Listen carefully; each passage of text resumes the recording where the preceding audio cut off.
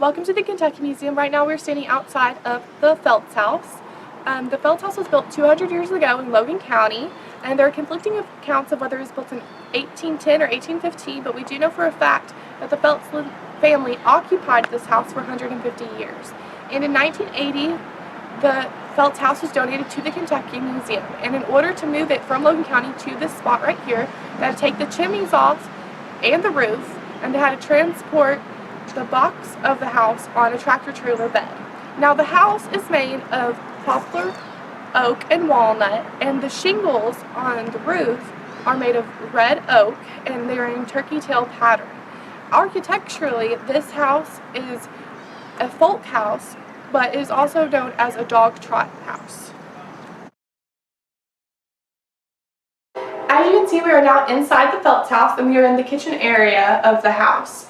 As you'll notice, there are a lot of different items and materials all throughout the house, and these are accurate representations of actual artifacts that would have been found in the house 200 years ago during the time that the Felts family lived here. Unfortunately, we can't keep the actual artifacts out here because of temperature fluctuations within the house, because it would ruin the artifacts.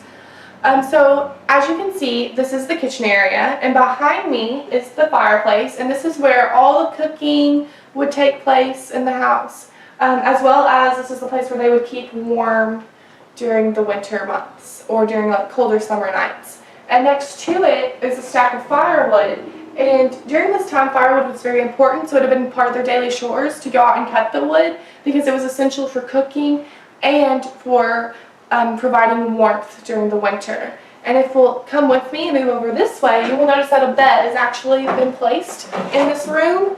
And during this time, we know that around 15 members of the Felts family lived within this house. So they would have needed to put beds wherever they could in order to make sure that everyone had a place to sleep.